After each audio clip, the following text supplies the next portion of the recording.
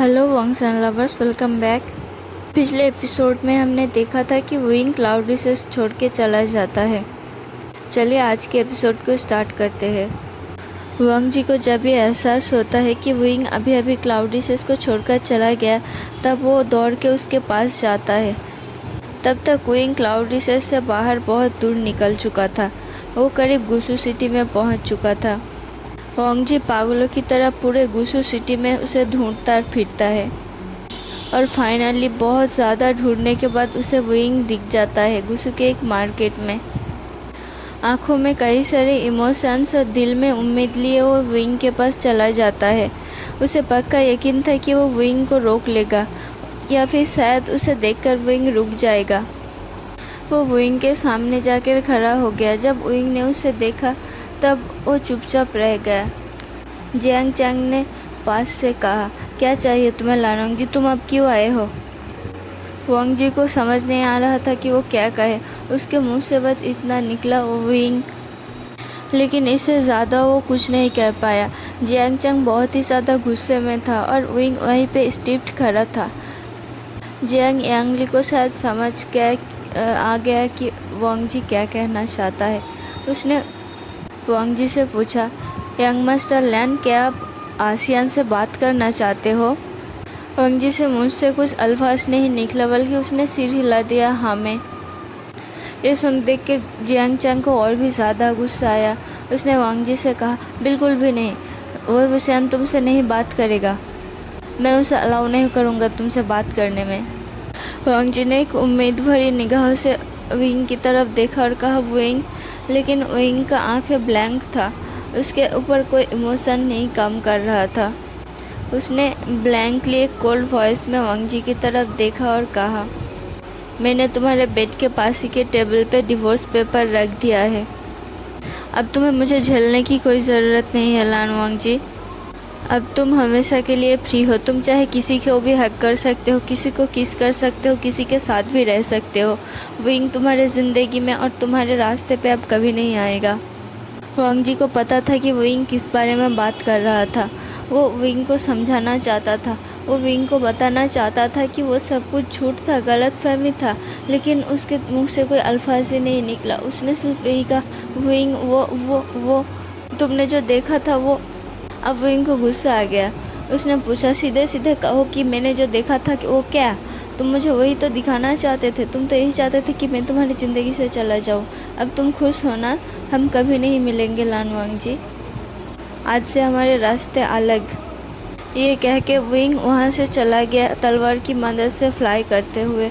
वांग जी wing को chess करना चाहता था, लेकिन जियांग चैंग वांग जी के सामने खड़े रह गया। वो किसी भी तरह से वांग जी को विंग तक पहुँचने नहीं दिया। और ये सब कुछ देख के यानली को कहीं ना कहीं गिल्टी फील हो रहा था।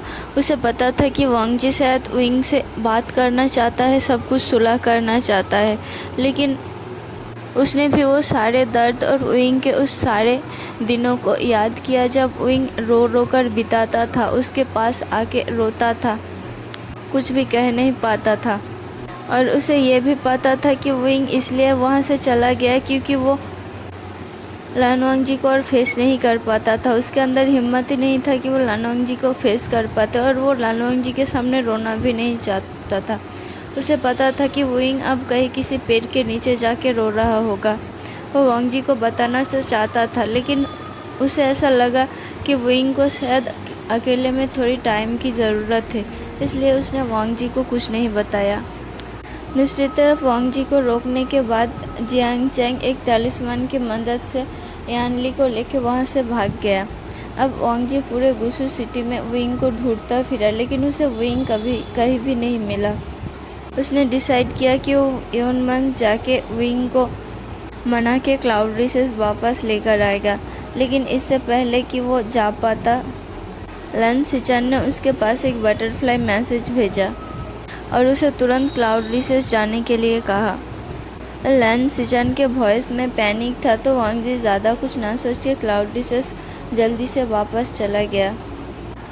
क्लाउड रिसेस जाने के बाद वांग जी अब लन चिरन के कमरे में खड़ा था।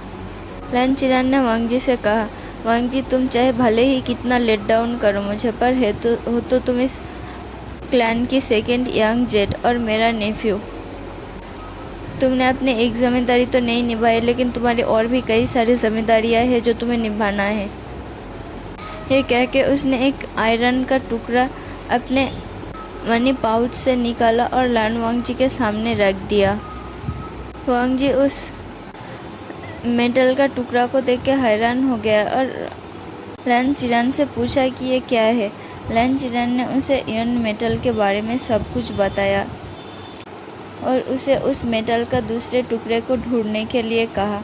उसने कहा कि ये बातें कॉन्फिडेंशियल है, तो वांगजी को किसी को बताना नहीं है, और उस मेटल का दूसरा टुकड़ा कहाँ मिलेगा इस बारे में वांगजी को फिक्र करने की कोई ज़रूरत नहीं है, क्योंकि एक टुकड़ा ही दूसरे टुकड़े को ढूंढ निकालेगा और दूसरा तीसरा चौथे को। ऐसा करके हर एक टुकड़ा अपने दूसरे भाग को ढूंढ निकालेगा। उसी दिन वांगजी का सफ़र शुरू होता है।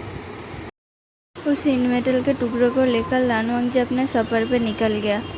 उसे पता नहीं क्यों, लेकिन आज उसके दिल में एक अलग ही खुशी हो रहा था, मानो कि उसे अपना खोया हुआ चीज़ वापस मिल गया है। गुस्सू से बाहर निकलते थोड़ी दूर चलते ही उसे एक बड़ा सा झटका मिला। उसने कभी एक्सपेक्ट भी नहीं किया था कि वो वोइंग को वहाँ पे देखेगा। उसने देखा कि वोइंग दूसरे तरफ से उसके तरफ ही चलता आ रहा था। लान वांगजी ने अपना आंखें बड़े बड़े करके कहा, वोइंग। तब तक वेबुसियान उसके पास आके खड़ा हो चुका था। वेबुसियान ने कहा, मैं सिर्फ इसलिए आया हूँ क्योंकि लान सिचान ने मुझे कहा कि यहाँ मेरी ज़रूरत होगी। वांगजी तो बहुत ही खुश था। मन ही मन में वो सोच रहा था कि वोइंग उसके पास आ गया है, लेकिन उसे वोइंग का सेफ्टी का भी फिक्र सता रहा था। तो उसने वोइंग से कहा, तुम्हें यहाँ आने की ज़रूरत नहीं थी, तुम्हें पता है ना यहाँ कितना खतरा है, तुम वापस चले जाओ। उसके बातों से वोइंग को लगा कि लान वांगजी वोइंग को अपने साथ नहीं जाना चाहता, इसलिए वोइंग ने कहा, मैं यहाँ सिर्फ लान सिचान और अंकल चिरान की वजह से आया हूँ, क्योंकि अंकल चिरान ने खुद मुझे रिक्वेस्ट किया था यहाँ पे आने के लिए। तुमसे मेरा कोई लेना देना नहीं है और मुझसे कुछ एक्सपेक्टेशन भी नहीं रखना तुम। खैर छोड़ो, वांगजी को इस बात का खुशी था कि वो वोइंग को अपने साथ पाएगा। उसे अपने आप पर यकीन था कि इस कुछ दिनों में, इस सफ़र के दौरान ही वो वोइंग को अपना बना लेगा।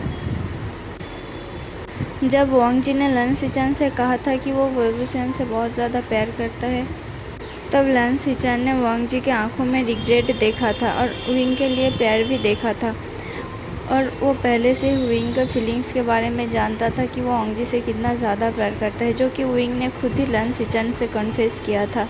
जब वोइंग क्लाउड रिसेस छोड़ के जा रहा था, तब सिचान उसे रोकना चाहता था, लेकिन तब उसके पास कोई वजह नहीं था वोइंग को रोकने के लिए।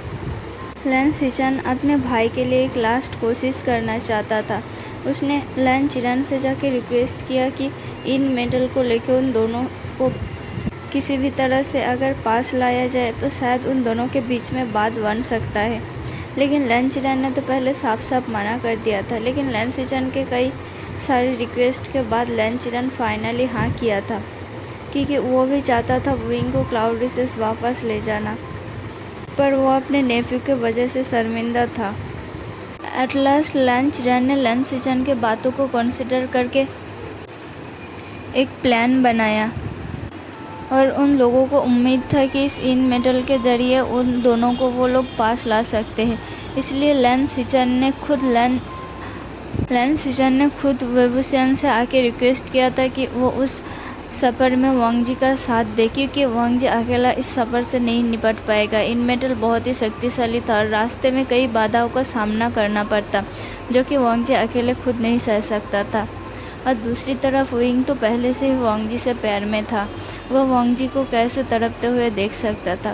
कहीं भी उसके कोने से वो चाहता था कि वो वांगजी का साथ दे, इसलिए उसने भी ये मौका नहीं छोड़ा। पर उसे इस बात का पता था कि वो जितना ज़्यादा वांगजी के पास रहेगा उतना ज़्यादा उसे तकलीफ़ मिलेगा। पर क्या करे, पर है ही ऐसा चीज़ जो किसी को भी अपने आगे झुका सकता है।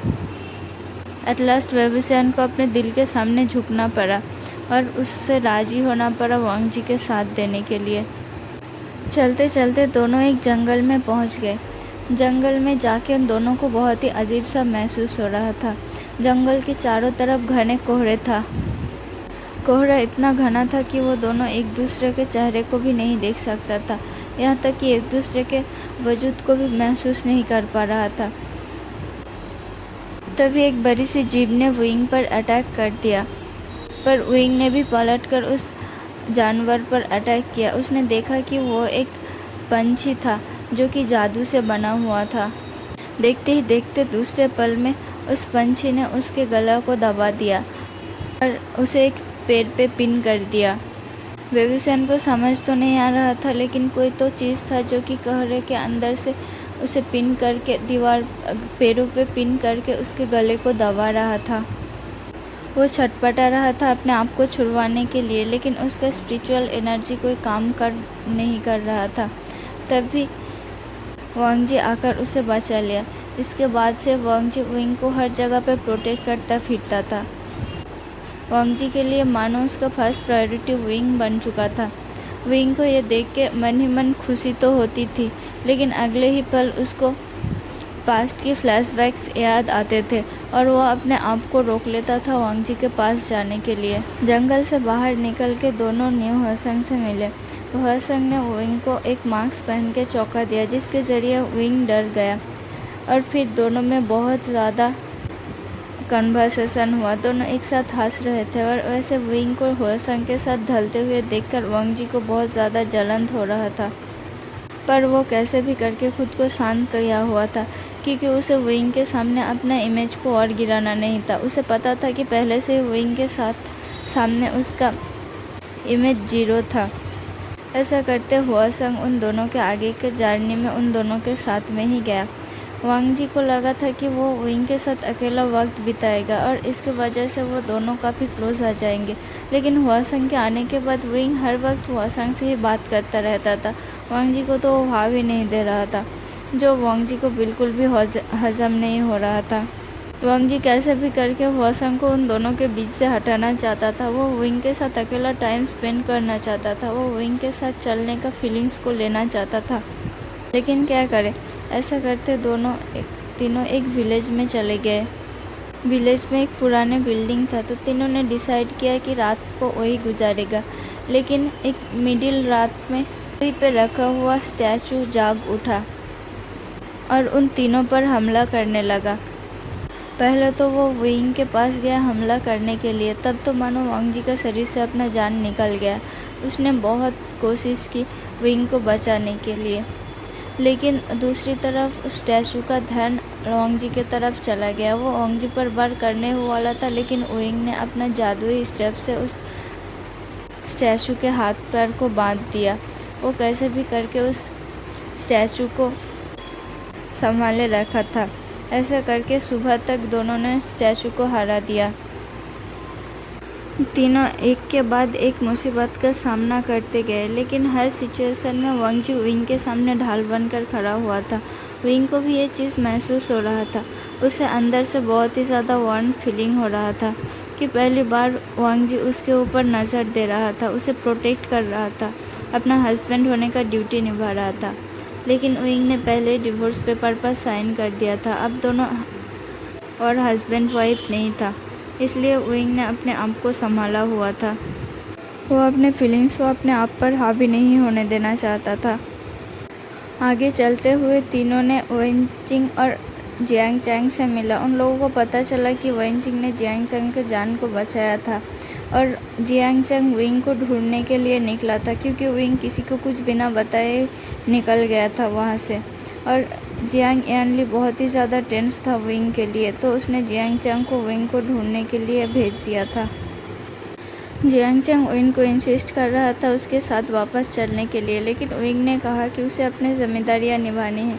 उसे इन मेडल का दूसरा भाग नहीं मिला था, और जब तक उसे उसका दूसरा भाग नहीं मिल जाता तब तक वो वांग जी के साथ ही रहने वाला था और उसके साथ ही जर्नी को आगे साथ देने वाला था। उन लोगों की कन्वर्सेशन हो ही रहा था कि वांग जी के हाथ में रखा हुआ इन आयरन का पाउच जल उठा। उन दोनों को पता चला कि शायद दूसरा पार्ट आसपास ही हो, इसलिए वो पहला पार्ट जगमगा रहा था। चलिए आज के पार्ट को यहीं पे ख़त्म करते हैं। अगर आपको मेरा एक्सप्लेनेशन अच्छा लगा तो प्लीज़ वीडियो को लाइक कर देना और मेरे चैनल को सब्सक्राइब कर देना। और हाँ, कमेंट करके बताना कि वीडियो आप लोगों को कैसा लगा।